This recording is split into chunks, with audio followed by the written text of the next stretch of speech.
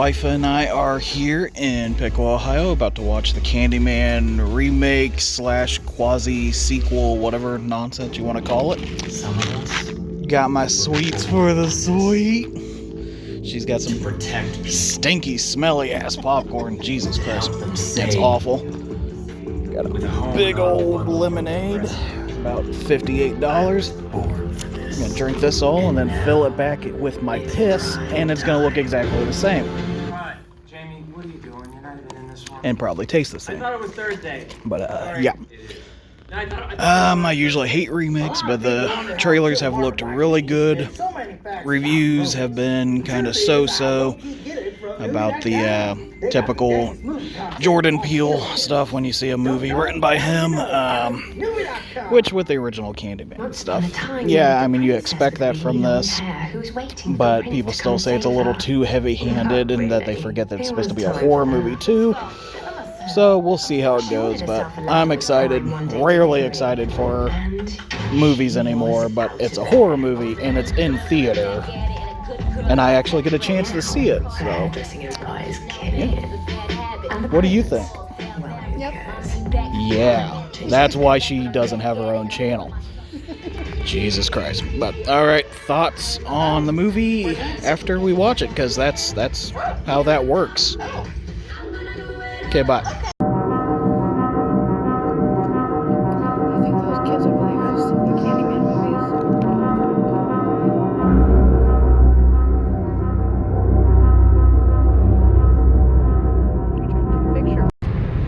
Well, we just got out of seeing Candyman, and apologize, we're driving and it's nighttime, so if you can't see my ugly face, you're welcome. Anyway, first and foremost, let's just get it out of the way. I couldn't really think of what to call it that Jordan Peele does with all his movies. The subtext, I guess I'm going to call it. It's just he always has to put into his work about, current political stuff and just, the terrible racism and police brutality and that kind of stuff. Like, I personally watch movies to ignore and get away from real life and the terrible things that are happening there. And it's his work, it's always just kind of like very in your face. It's okay to have it, like I said, it should be called subtext, but when it's not subtle at all and it's like the overlying thing, it just kind of gets old hat and just annoying. This actually wasn't that bad. Everyone is saying, which the funniest thing is that they're all saying the new Candyman is so heavy-handed, and I'm like, yeah, it's heavy-handed, but yet people's hands get cut off. So it was so heavy-handed they had to cut their hand off and replace it with a hook. Funny joke. Anyway, there will be some spoilers with this, so if you don't want spoiled, stop watching. The original Candyman, of course, the whole origin of Candyman is racism and all that shit. And gentrification and everything with Cabrini Green. Is it Cabrini or Caprini? Cabrini? With a B? I think so. I do believe. I'm honestly not sure. About, the ghettos and stuff, and then the white people come up, buy up the land for cheap, and then put up, a big city and blah, blah, blah. Trendy bullshit, and that's kind of the basis of this. It's not really a remake. It turns out it is more of a sequel than I thought it was going to be. It references the original movie a lot, references part 2 and 3 not at all, which no one's surprised by that. I've really liked a lot of the characters, especially the main characters. It centers around artists and all that, the whole snobby art scene, so there are some unbearable characters that, yeah, they do die, but it's still, even when they die, it's, I don't know, their dialogue and just the way they act, it's just kind of like kills the kill scene. But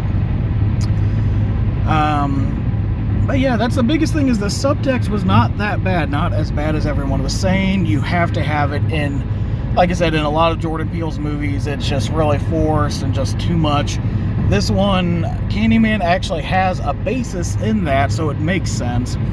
Even though if you read the original Clive Barker short story, it's really nothing like the original movie. Candyman, I believe, isn't even black in the story. And there's just nothing having to do with racism, whatever. So they made that all new for the movie. But usually you get mad when a movie adaptation strays from the source material, but it's standing the test of time that, you know, really says if it was good or not. Like, look at a lot of Stephen King adaptations. A lot of changes in the movies are different from the books, and yet the movies still hold up because they're just good movies in general. And that's why Candyman has held up so well, because it's just a great movie, great cast, great directing, great music, great everything. So even if it is nothing like the original short story, you never hear anyone talk about the Clive Barker short story. If you hear about Candyman, you automatically think Tony Todd, you automatically think the original movie, maybe the other two if you're a masochist. But this remake / sequel, It's not a remake. it's a sequel. I mean, it basically is, because they're making a new Candyman, and then they kind of describe in there that I lost my train of thought. Basically, the whole reason why Tony Todd is not back in this as Candyman, and that's why it's kind of like a remake, because it is a whole new character with a whole new origin and why he becomes the Candyman. It turns out that there are several Candymen, which is kind of interesting, and they each have their own origin. It's just weird that they're all called Candyman, and they're all from, like, the same area. Like, at least this new one is from the same general area that the original was, which is just kind of weird. So when you say Candyman in the mirror, which one are you gonna get? It's kind of like the Forrest Gump thing in the box of chocolates. It's like, you don't know which Candyman you're gonna get. You're gonna say Candyman 5 times, and then you're gonna be, oh no, I wanted the other one. It's like, hey, I wanted, Tony Todd, but instead I got this guy, which I don't know the actor's name, but he is surprisingly creepy. He's just not in it enough, I think. And the worst thing is that what made Tony Todd's Candyman the best was his voice and the poetic words and dialogue that he had that was just mixed with, like, just gory as hell kills. This new Candyman does not speak. He is creepy looking, but he does look more tragic and more like a victim and not so much as a killer. Creepy as fuck though. So I just really wish he would have talked, And I was actually enjoying this movie, even though a lot of the horror elements do seem kind of like put in last minute, and sometimes they almost seem out of place. It's kind of weird. Like, it's a drama and you're enjoying it, but then, like, the kill scenes will come and go real fast, and when the lead is, like, slowly, going crazier and crazier, like Helen in the original, just because she sees this fucked up shit, but then, goes about her day like, oh yeah, I just had a psychotic break, it happens all the time, I won't think of anything about it. His hand, he gets stung by a bee, and then throughout the movie, his hand and then his arm and then his face just gradually gets worse with, like, these wounds and, like, scabs, and it looks real gross. It's about an hour into the movie, at least, before he goes to a fucking doctor. Like, you would think he would have, like, got that checked out first, but maybe that was, like, an actual subtle take at the American healthcare system, but I doubt it, because of how unsubtle everything else is in the movie. Really, where it broke down for me was the last act. There is a character, big spoilers here, for no reason. He's good, and he's like a source of information for the lead about the Candyman mythos and everything. And then at the end, for some reason, this guy just decides, hey, I'm gonna make the main character into the next Candyman, because this area needs the Candyman mythos, even though there's a bunch of other ones already. And then the police, or then he dies, and then it's just kind of like, okay, what was the point of any of that?